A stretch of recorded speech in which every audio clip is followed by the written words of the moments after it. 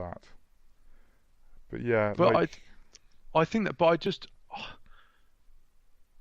it's partly that like stuff adds up for teams in those years, isn't it? Like yeah, 108 wins is a hell of a lot of wins. That doesn't just like you've got to be something ridiculous to do that multiple times. Um, and I don't think this roster's like that good. And then you add in some of the other stuff, like not doing anything is significant. yeah. There's they're still going to be a very like one of the best teams in baseball. It's just like with the Yankees there as well. It's like they're probably well. I don't think they're going to win the division at least. I Um, wouldn't be surprised if they were like a reasonable distance behind the Yankees. yeah, I mean this is sort of how ridiculous like they were last year. As we're saying they're going to be like quite a bit worse than last year. I still expect them to get like 96 wins, probably. What about this? They will be closer to the Rays than they will to the Yankees. Oh, that's a bit controversial. I don't Um, know if I don't know if I even think that, but I don't think that's that as unlikely as most people would think it is. Because the Rays, like we said, the Rays won 90 games last year. Say the Rays win 90 again and get a second wild card, yeah, or they win 92, and then the Red Sox win like 95, 96, but the Yankees win 105. I don't think it's. I think that sort of like breakup of how this division falls is not insane. Because they're going to lose games through their bullpen, like that already wasn't particularly good, then lost two of their best relievers. Um, and they don't have, because of trades and things, they don't have young players to step in if guys get no. injured. Trade That's them the all other away for big Chris thing. Sale. Yeah, which is kind of But worked out, I suppose. That's fine. But like, yeah, that's another thing that's missed out when you talk about teams not having a good farm, I think, is not like having players in the farm is not just about what if one of them becomes an MVP. It's about like when our second baseman gets yeah. injured, I mean, like who's our next best second baseman? when teams win the World Series or have a successful season, there's always well, it seems like there's nearly always key contributions from people that at the start of the season were in the minor leagues and maybe weren't even expected to be in the majors. Like that, someone always comes out of nowhere and makes a key contribution. Um, the thing, isn't it, with the farm is when you don't have a strong minor league system, it sort of hurts you like now as well as it being about building for the future. Yeah. Well, I'm looking at their page from last year now. So obviously Steve Pearce was monstrous in the period he was there, and him being re-signed is something. I mean, it's okay. Holt had 774 OPS in So 360 plate appearances. Brock Holt had a 774 OPS. yeah, That's not going to happen again. I mean, like before that, his best season was 98, and that was in 2014. Like even if they have some of the like the guys I mentioned earlier who could get a bit better, I think there's going to be quite a few players who are worse. And then there's just like there's injury stuff, and I know you can say that for any team, but it just feels like it's going to hurt them more than it would perhaps hurt the Yankees, who've added like yeah, looking at the Yankees' depth at the moment, and they're trying to decide between Greg Bird and Luke Voigt, yeah, and and that's they've their got weakest position. yeah, and then like it's possible that you're going to have DJ LeMahieu, who although I'm not far from his biggest fan, having him on the bench is better than most teams have on the bench. Yeah. Well, let's move on to the Yankees in a second, Sheree, because basically the story with the Red Sox is they're going to be worse than last year. I mean, I think that's a fact.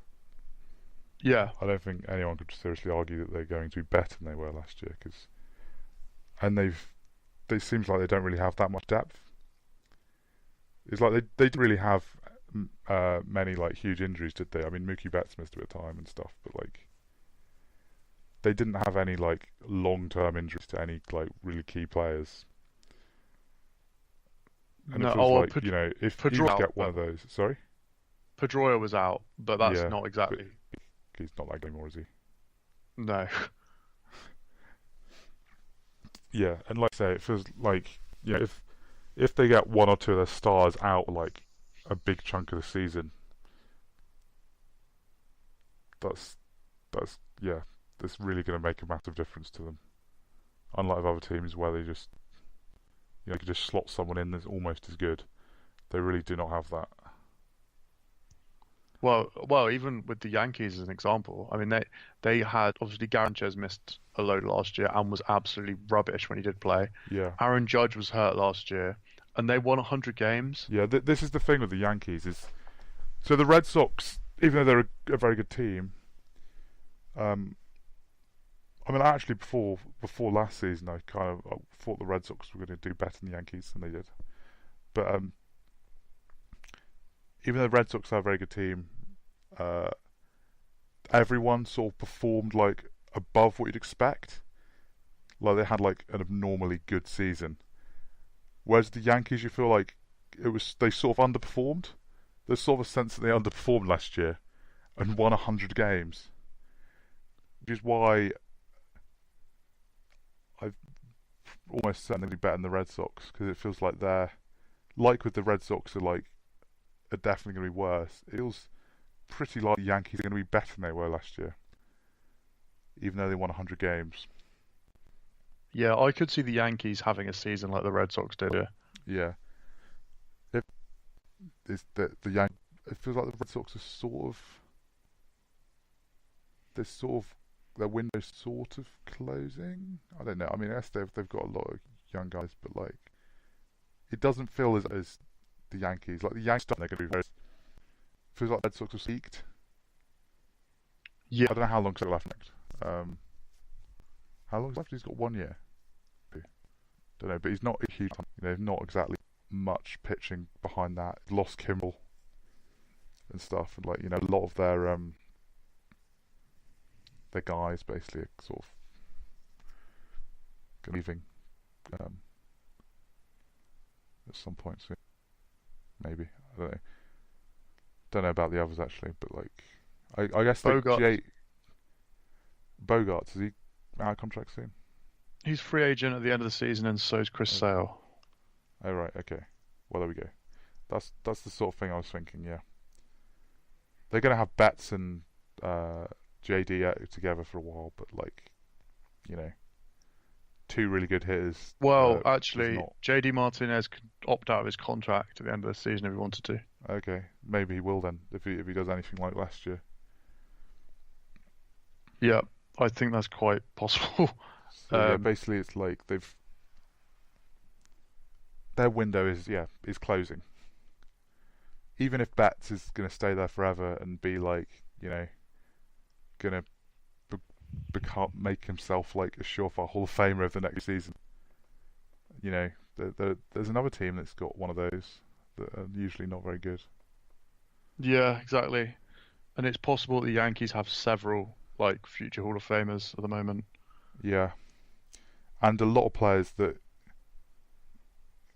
you're expecting to improve. Like, I mean, I've not really got much basis for it, but Gleyber Torres, I rate like really high. Oh shit, we've actually not got very long at all. We sort of messed up a bit here. So we might have to like do this really quickly and wrap up. But yeah. Anyway, Gleyber Torres I rate really highly. I feel like Gleyber Torres this year could have like, even though he was really good last year, have like a ridiculous breakout year and be in the conversation as the best shortstop in the league very soon. Because I mean, he was very highly rated as a prospect. He sort of showed he can do it, and but you sort of expect him to improve even more. Yeah, I think there's a good chance he's a lot better than 820 OPS. Yeah. Have you got much to say? Because Not really. Judge and Stanton may well both be better than they were last year. I think that's unreasonable. Aaron Hicks is just really good. Yeah, They've tied him down. Hicks is the one though that like maybe not going to be as good. I mean, probably won't be as good as last year, but But there's the other thing is if those guys are healthy, like if Gleiber improves and you've got Judge and Stanton healthy, and whatever Gary Sanchez is going to be, we sort of don't know what yeah, his career path is going to be. sort of yeah. He's one actually that I think a lot of people expect is back from. Yeah, I mean, like I'm not massive on him being like this best catcher in the game sort of guy, but like it's possible he's that guy again. Like even if Yeah, he was 697 OPS last year, if he's just 800, like that is so huge. And then like you say, you can take Hicks taking a bit of a step back, but he's yeah, got even if he takes quite a big step back, he's still a pretty good because he's going to be like their fifth or sixth best hitter. yeah. And they feel like their rotation's deep, if not like spectacular. It's got depth. Yeah, the one concern is like this pain that Severino's been having. He's a bit of a Yeah, like, but then getting Paxton and Hap makes that feel less bad. yeah. Anyway, we need to wrap up. So yeah, that's been the ALE. Sort of managed to cover the Yankees because time. Yeah. Right, So yeah, on to the National League next. yeah. You're gonna have to tune in to find out what it is next time. Bye.